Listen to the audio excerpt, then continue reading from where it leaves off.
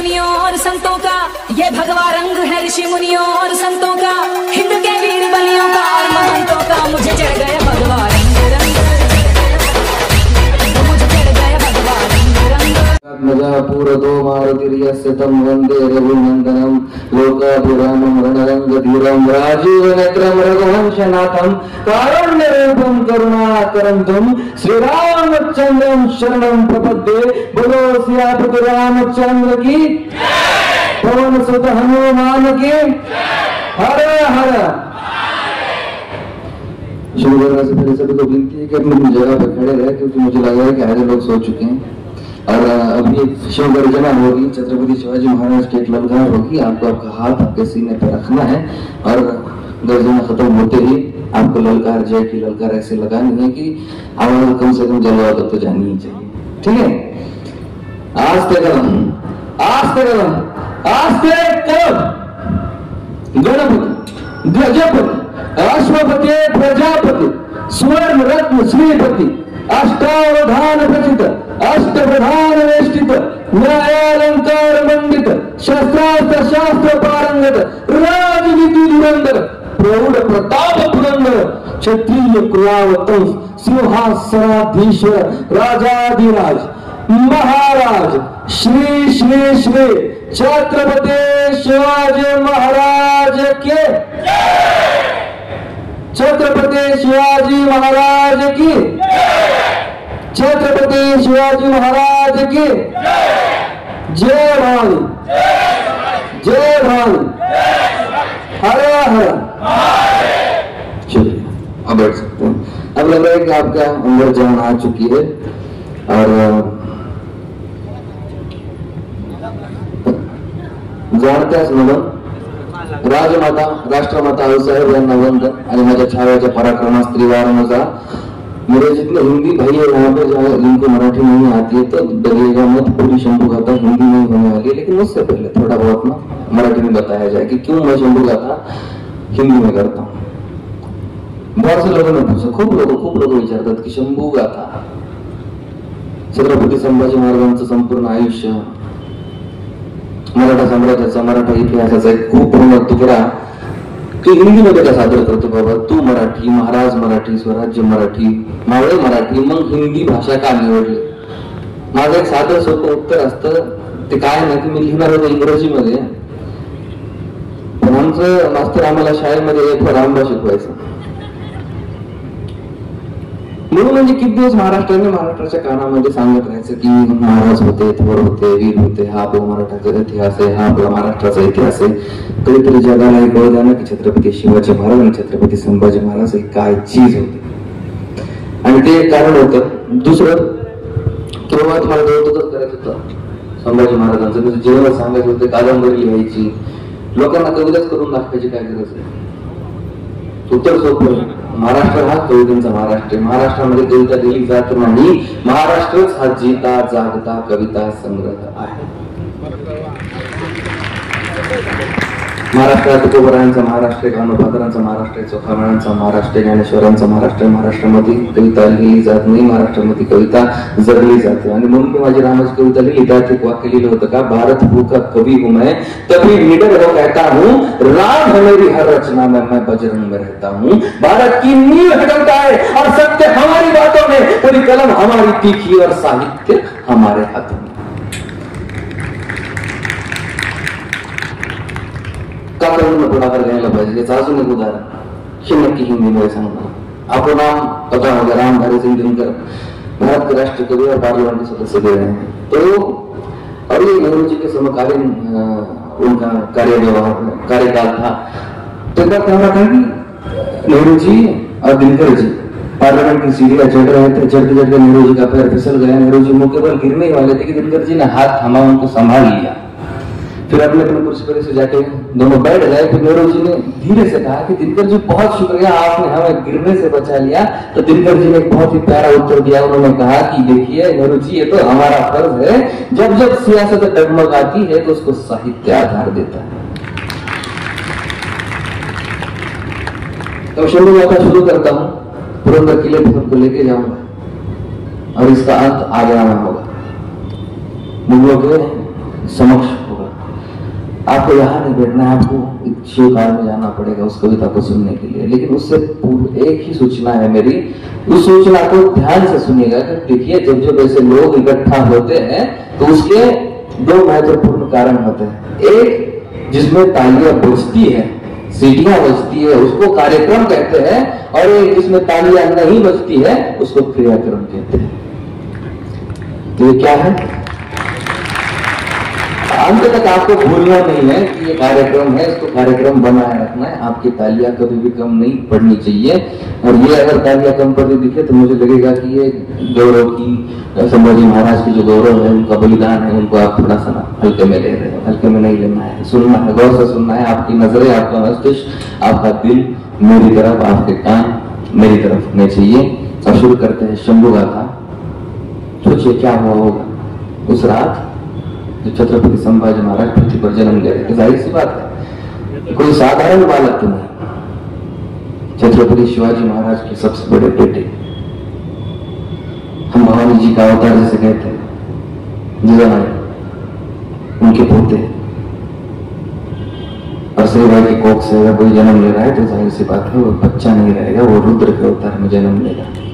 तो क्या हुआ होगा उस रात के पुरंदर के पत्थरों में हर हर की गूंज थी, अग्नि समबर से मेघ भुगवी हर कुंद थी। सही मां के पेट मां भवानी का सूत्र था, चंचल प्रचंड मानो मन का वो रुद्र का। बिजली कड़की मेघ भर से मरहतों के नेत्र तर से देखने शिव शंकर का।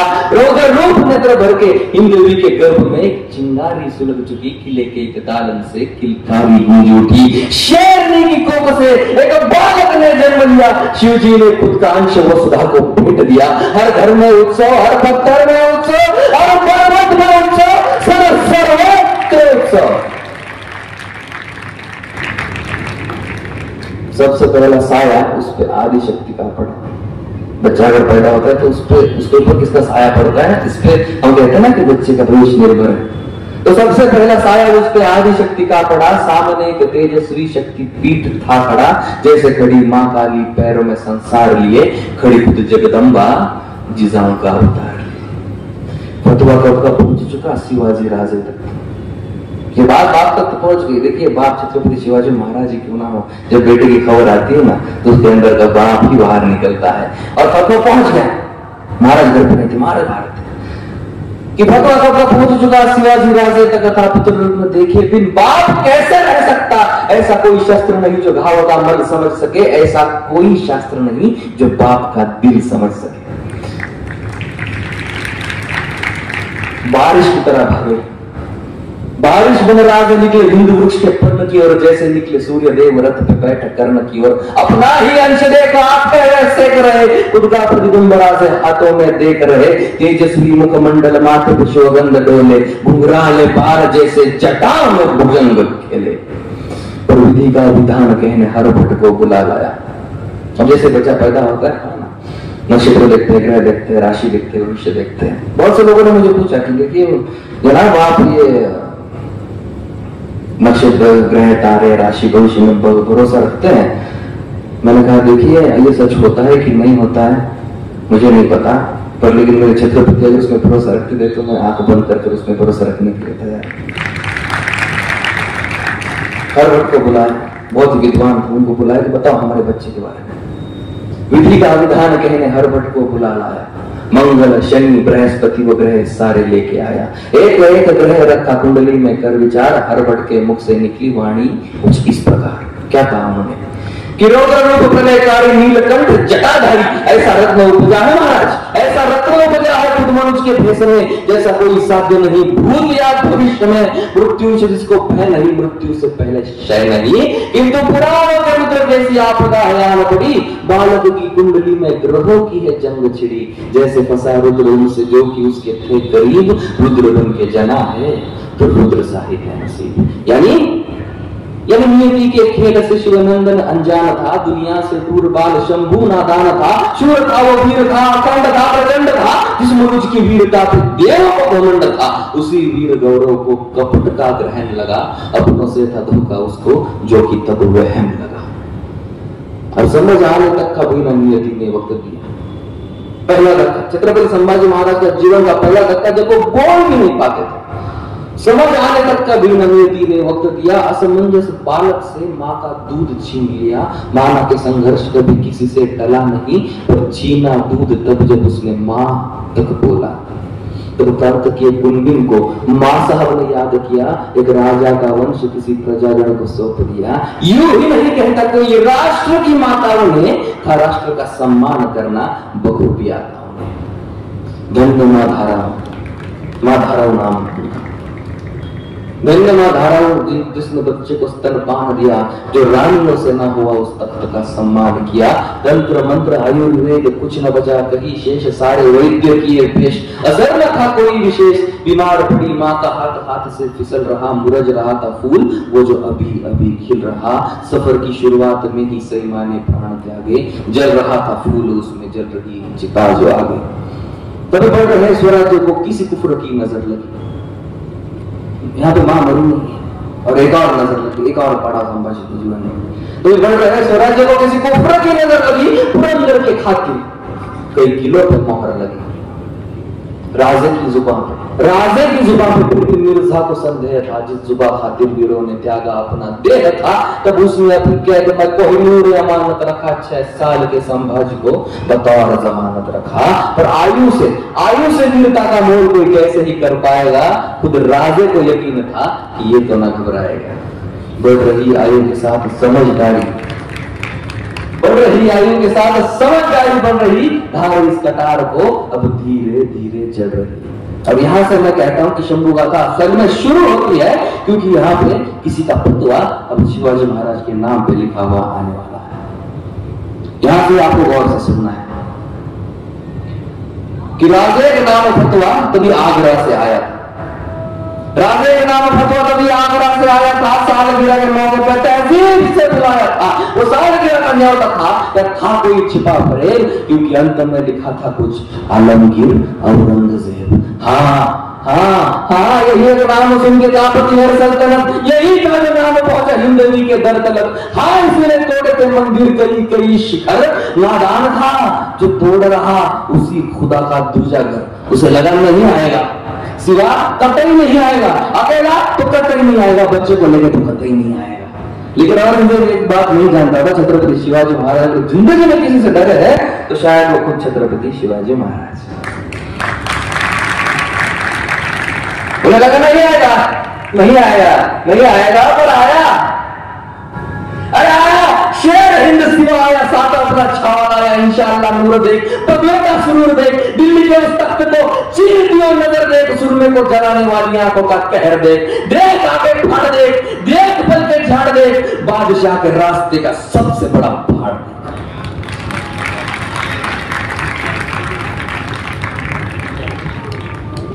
वो शातिर था और मुझे वैसे नस्ल का था ना कि उसे उंगली टेढ़ी करना समझ में आता था। उसे लगा कि झुकने वाला नहीं है। तो दरबार में हुक्म उठा, सामने है ना सब लोग आलमगीर के सामने झुकेंगे। लेकिन वो शायद भूल गया था कि नहीं, उसे पूरा याद था कि कुछ भी हो जाए सिवा झुकेगा नहीं, और इसी का उसको फायदा उठाना। झुकने का एक हुक्म उठा, औरंगजेब के दरबार में झुकने का एक हुक्म उठा। ललचा रहा शिकार देख बंदे शेर का खबर छूटा। क्रोधित राजे तख्त दिल्ली को पीठ दिखाकर चल पड़े। संतप्त पिता को रोकने खातिर नन्हे शंभू दौड़ पड़े। बदतमीजी की सजा कहकर पिता पुत्र को कैद किया। आगे से ना हो सका तो पीठ में खंजर ठोक दिया। कैद हुए राजे बेशक, पर सोच तो आजाद होगी, और उनकी सोच को कैद करे वो जंजीर कहीं मौजूद नहीं। मुगल जादों का पहरा तोड़ परिंदे कब के उड़ गए, सालगिरह का तोहफा कहकर कुछ पंख अपने छोड़ गए। निकल चुके थे कैद से, महाराज सुटले, महाराज को फंसा पड़ता उन्हें मिलने वाला। निकल चुके थे कैद से, पर जान अभी ना छूटी थी। खुद की शान सूरत आज औरंगजेब से रूठी थी। पकड़ ला जिंदा या मुर्दा, काफर बच के ना जा पाए, सिर उड़ा दो खुद के ही घर, खाली हाथ लौट आए। तो महाराज शातिर बैरागी का भेष पहन मथुरा में दोनों जा पहुंचे। बाल कृष्ण को साथ लिए वसुदेव गोकुल पहुंचे। मन में शंभू की पीड़ा देख राजे ने मन में ठान लिया, आगे आता संकट उन्होंने पहले से ही जान लिया। दौड़ रहे वो नन्हे पैर मथुरा में ही रुक गए, आगे दौड़ते राजे मुड़ संभाजी को देख रहे। क्षत्रिय और शिरोमणि ब्राह्मण के घर पर रहा, नियति ने रचे विपरीत दिशा में समय का पहिया चल रहा। व्याकुल हो रहे बाप ने और पत्थर दिल पर रख लिया, जीवित रखने बस बाल शंभु को मृत घोषित कर दिया। वो सब कुछ नियति कर रही, जो नियति से साध्य हुआ। मथुरा में जीवित संभाजी का राजगढ़ में श्राद्ध हुआ। रुद्र ही क्या, रुद्र ही क्या जो मृत्यु से हर रोज नहाके भिड़ जाए, रुद्र वहीं से देख मृत्यु खुद पंछी भांति उड़ जाए। ब्राह्मण के घर पलते शंभु, ब्राह्मण की बोली सीख रहे, शस्त्रधारी को शास्त्र सीखते अचंभित ब्राह्मण देख रहे। भाषाओं में राज विराजित संस्कृत की दीक्षा शुरू हुई, वंश के एक राज कवि की मथुरा में शिक्षा शुरू हुई। लौटे शंभु मथुरा से घर 2 साल के बाद, पर वो संभाजी और जो छोड़ के गए थे वो संभाजी में बहुत अंतर। क्यों? क्योंकि लौटे शंभु मथुरा से घर, वो शंभु अपना दाना थे, अच्छे बुरे के भेद को वो भली भांति से जान रहे। संघर्ष की उनकी माला का पड़ाव पहला ढल चुका, तख्त का युवराज चलो जैसे भी संभल चुका। शस्त्रों की एवं शास्त्रों की रीति रिवाज, वस्त्रों की कटार ढाल, अश्वचाल माला तीर गदा विशाल, एक एक करके राज जब सारी सिखा रहे। हर एक चुनौती को आकर शंभु राजे दिखा रहे। देख यूं दोनों के साथ तख्त दिल्ली का रहा, भगवे का साम्राज्य अपनी बढ़ती सीमा नाप रहा। ऐसे हो शिकारी तो शिकार लड़खड़ाएगा, देख साथी में हर एक रिपु डगमगाएगा। निसंदेह शंभु तख्त हिंद को चलाएगा, शेर का छावा है वो शेर ही कहलाएगा।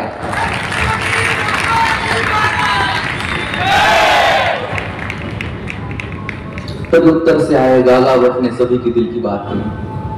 देखिए गागाभट्ट उत्तर से आए, उनका यही कहना था कि हर जगह से हमें जकड़ लिया है महाराज, राजे बहुत है हमारे पास, पर अब हमें छत्रपति चाहिए और मुझे नहीं लगता कि आपसे बेहतर कोई पर्याय हमारे पास है।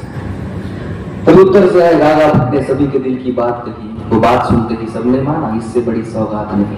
सकल गुण मंडित श्रेया विराजित राजा का दे दो छत्र हमें, दे दो एक सिंहासन हक्कर जिस पे युगों तक नित हमें। वो ब्राह्मण के राजा तुम, हरिजन के राजा तुम, अंबर से लेके धरनी तक, वायु से लेके अवनी तक, उत्तर से लेके दक्षिण तक, पूरब से लेके पश्चिम तक, तुम ही भूपति, तुम ही बुद्ध हो, तुम ही सुमति, तुम ही शुद्ध हो। हिंदू धर्म के शीर्ष शिखर पर हमें आपका नाम चाहिए, साधु संतों की इस भूमि को पुरुषोत्तम श्री राम चाहिए।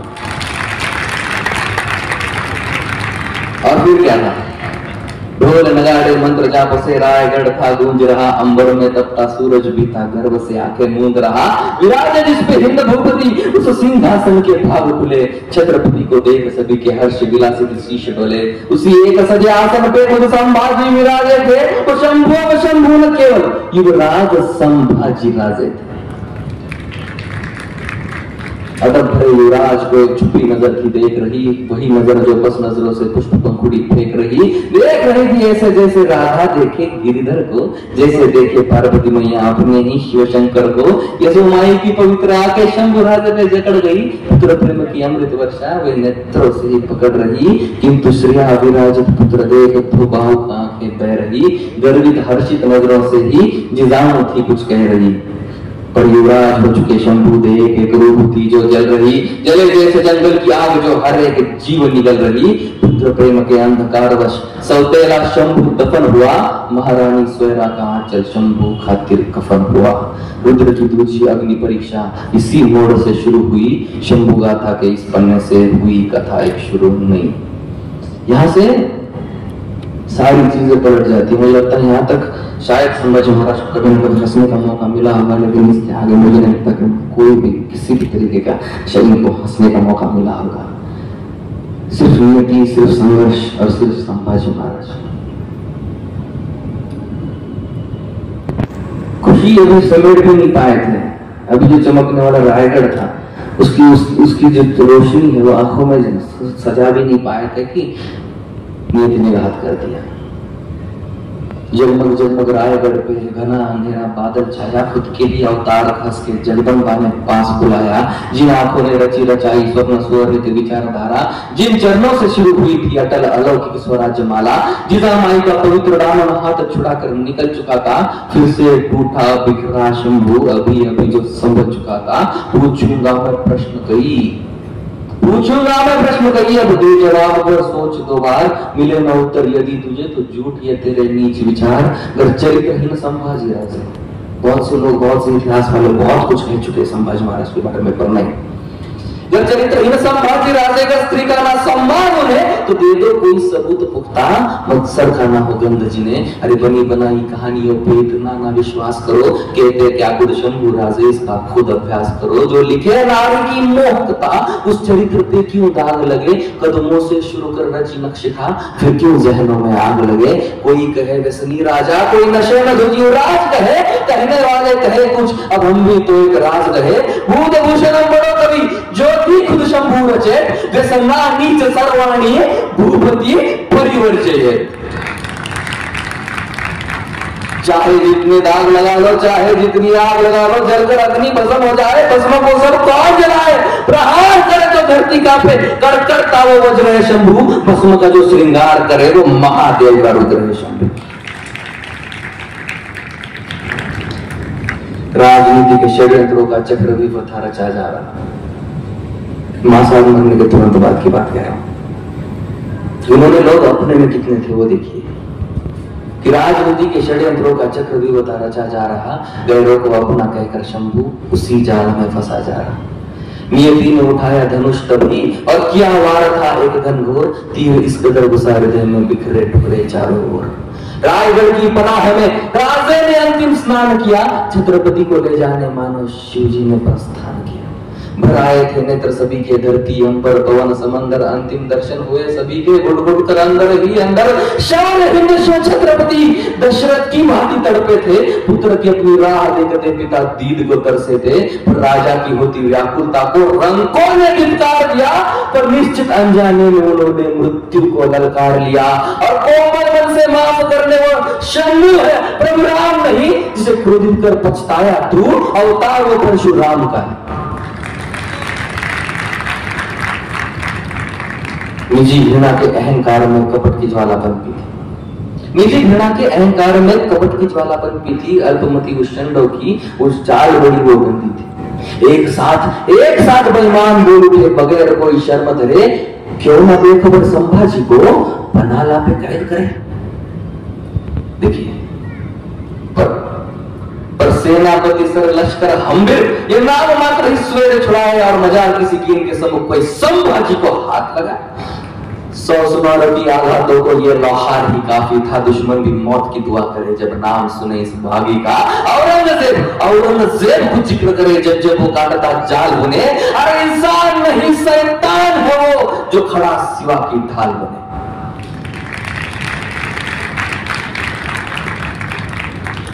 झूठ फैला इतिहास मैला कर, घृणा गोद में स्वार्थ सहला कर, कई कटकपट रचे जा रहे, गुरु का कभी गीत गा रहे। ये भी बात है वक्त वक्त की मरहट ठोके स्वर्ण तख्त की, जितने शत्रुना युद्ध में रण पर उतने तो विभीषण कदम कदम पर। सेनापति से सहमत सभी ने उसी बीच प्रस्ताव किया, अगर पिता पश्चात तख्त हिंद को संभाजी ने छत्र दिया तो राजे के लायक होने की शंका। जगह पर किसकी भरनी है वो भी देखो ना। छत्रपति शिवाजी महाराज के जगह बैठना आसान काम नहीं। राजे के लायक होने की शंका शंभू के जहन में सुलगी थी। अरे शिवाजी आखिर वो नाम था जिसमें शिव की प्रतिमा झलकी थी। दोस्त क्यों जरूरी है? इसलिए तो पीछे से एक हाथ उठा, कांधे को सहलाते हुए, राजन हो तुम सांचे कहकर स्वामी को समझाते हुए, काव्य कुशल कविराज कलश या मंत्री का दूजा नाम कहो, संगियों में सुदामा वो शंभू को उनका शाम कहो। वार्ता सुमंगल फैल गई हर सह्याद्री के कोने में, चंद दिनों की बात है अब सिंहासन पावन होने में। जिस दिन को आने से रोका आखिर वो दिन आ ही गया, पतझड़ में दौड़ा सावन समुद्र नगमा गा ही गया। फिर से नगाड़े, फिर से ढोल, दीपों की फिर से रास रची, फिर से छत्र को धूप मिला, महारानी को ये सुसाज सजी।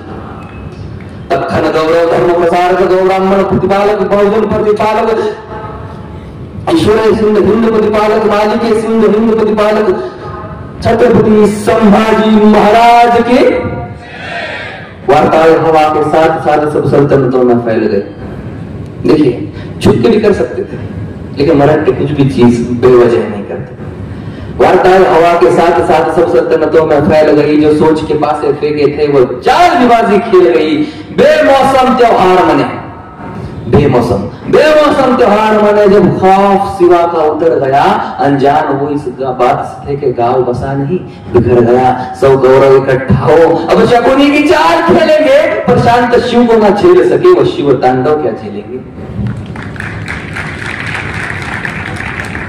दक्खन भूमि की ओर तभी हरे परचम ने रुख मोड़ा। दक्खन भूमि की ओर तभी हरे परचम ने रुख मोड़ा। संभा को कुचलने हेतु वश मुगल साधु ने घर छोड़ा। सिवा गुजरने बाद उन्होंने क्या क्या थे सपने देखे कि चंद दिनों में खबर उठेगी संभा ने घुटने टेके। पर मैदान जंग में शिकस्त तय है, पर मैदान जंग में शिकस्त तय है। औरंगमती के घोड़ों, औरंगजेब को पता था कि अपने लोग इतने लायक हैं नहीं, पर मैदान जंग में शिकस्त तय है। औरंगमती के घोड़ों, हौसला कुचलना है उनका, तो जाओ उनके गढ़ तोड़ो। तो कौन करेगा पहल बताओ। अरे बंदर उठ के सामने आ गया, मैं बंदर ही कहूंगा, क्यों आपको समझ में आएगा। तो कौन करेगा पहल बताओ। किला कौन सा लेंगे हम, राम से जीतेंगे हुजूर, ये शहाबुद्दीन ने ली थी कसम। रात भर की बात है कहकर 5 साल तक मुगल लड़े, एक किला ना जीत सके और दक्खन के थे पीछे पड़े। रात भर की बात है कहकर 5 साल तक मुगल लड़े, एक किला ना जीत सके और दक्खन के थे पीछे पड़े। औरंगजेब ने जान लिया तब, औरंगजेब ने जान लिया तब सिवा अभी तक मरा नहीं। मेरे खौफ से मुर्दे डरते हैं, यहाँ एक मराठा डरा नहीं। और रास्ते का काटा नहीं, और रास्ते का काटा नहीं, हलक में अटकी जान बना है। संभा की चीज क्या है, किस मिट्टी का शैतान बना है। पर संभाजी को समझ सके ये तेरे बस की बात नहीं, ये पाक हिंद की मिट्टी है जहां तेरी कोई औकात नहीं। वहां निकल चुके थे संभाजी, वहां निकल चुके थे संभाजी। गनीमों पे अपनी नजर गड़ा, 9 साल से दुश्मन काफ रहा। शिव धनुष जब तीर उड़ा, मैसूर तमिल बंगाल बिहार से आंध्र प्रदेश की सीमा पार कर फतेह मुकम्मल दौड़ रहा शिवाजी का भगवा सरदार। 9 साल लड़ा, 9 साल बड़ा, 9 साल से सीना तान खड़ा, 9 साल से औरंग जूझ रहा बस एक फतेह की आस लिए। 9 साल दुआना दर्ज हुई, तस्बीह ये बात पास लिए। यहाँ जमीन पे बैठा हाथी कैसे रोकता उड़ते परिंदे को, वो खुदा भी कैसे खारिज करता इस नेक खुदा के बंदे को। आदिल कुतुब सी बड़ी जागरे जिसे लेने बस 2 साल लगे। औरंगजेब को बस 2 साल का वक्त लगा था आदिल शाह कुतुब शाह को नेस्तनाबूद करने के लिए। आदिल कुतुब सी बड़ी जागरे जिसे लेने बस 2 साल लगे। संभा का ख्याल आते ही वो किसी बच्चे सा बेहाल लगे। इसी बीच आई खबर दौड़ती वाई के रणभूमि से, जी हाँ अपना वाई महाराष्ट्र में। इसी बीच आई खबर दौड़ती वाई के रणभूमि से, सालों से दीवार खड़ी जो जा मिली ही से भूमि में। 4 मुकम्मल हुई खबर प्रधान गवा बैठे हैं हम, सालार हिंद हमीर नहीं गुरुधाम गवा बैठे हैं हम। हमीर महिला गए, हमारी जो डिफेंस सिस्टम थी वही टूट गई। सर लश्कर पश्चात मची हलचल मुगलों के डेरे। उन्हें तो लगा अब तो कुछ नहीं बचा, सिवा गया हमीर गया, अब क्या है। सरलश्कर पश्चात मची हलचल मुगलों के डेरे में। अब संभा की खैर नहीं, लो फंस गया मौत के घेरे में। पर हुजूर हुजूर हुजूर जब भी सामने आया, हर बार पे जनाजे है। औरंगाबाद बुरहानपुरी के जख्म अभी भी ताजे है। इब्लीसों की फौज हुजूर सरकफन बाज वो दौड़ी थी, ऐसा लूटा था संभा ने लंगोट तक ना छोड़ी थी।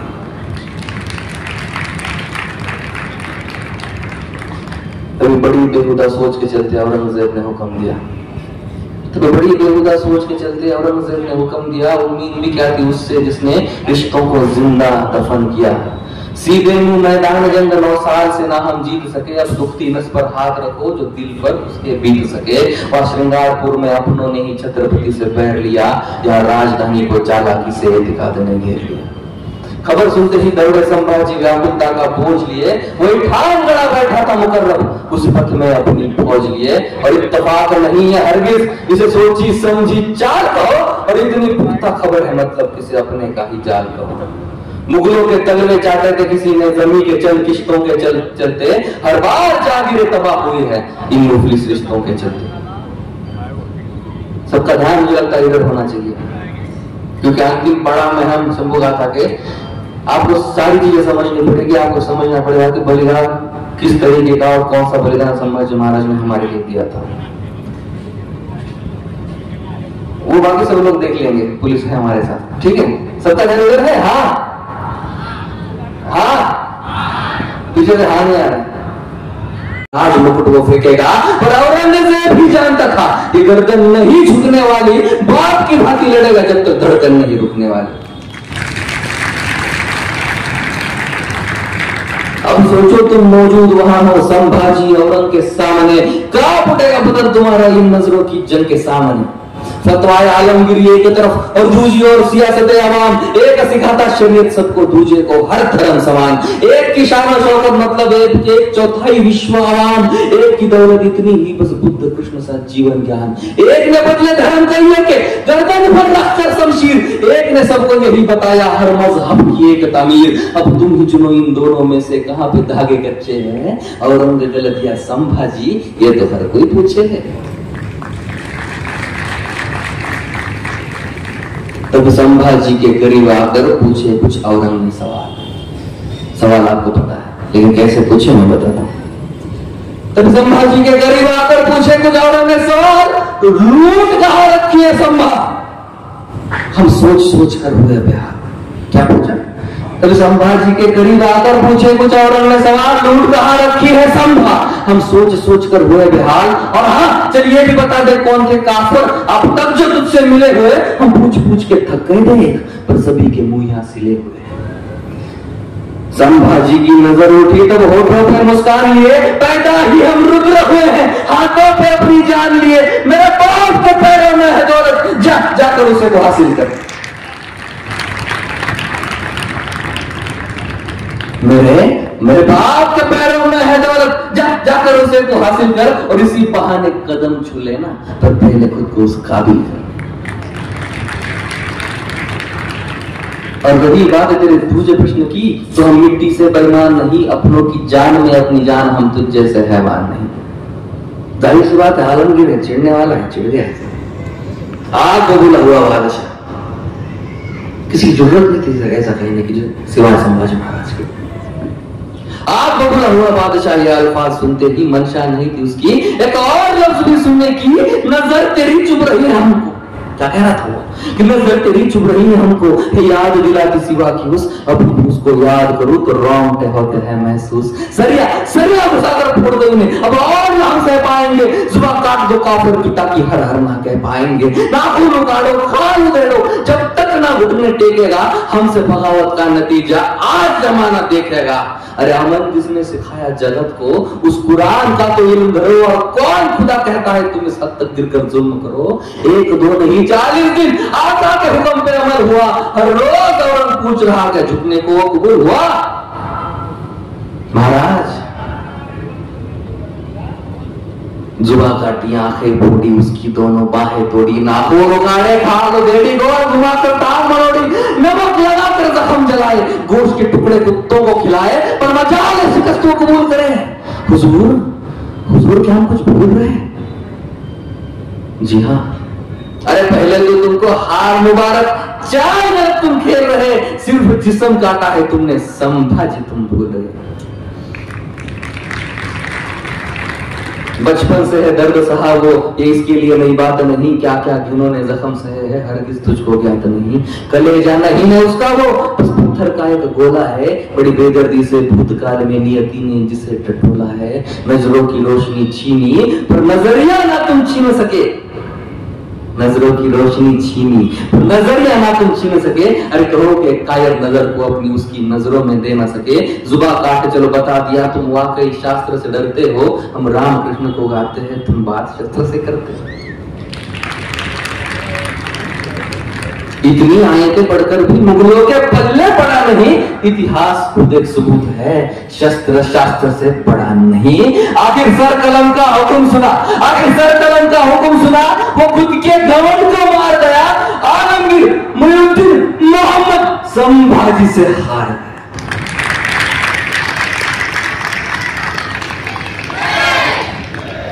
वीर पुरुष जो खुद मरकर इतिहास को जिंदा करते हैं, उनकी भी रूह उठकर बोली, देखो ऐसे मरते हैं। जय भवानी, जय शिवाजी, जय संभाजी। आखिरी में मराठी में 2 लाइनें कहकर इसका अंजाम तय करता हूं कि शौर्य प्रेमी गुरुला रुद्र गडे पुरंदरी त्या सूर्य उगवला, जगला छावा रुद्रासम, मरताना मुघली तत्व जुगवला। हर हर महादेव।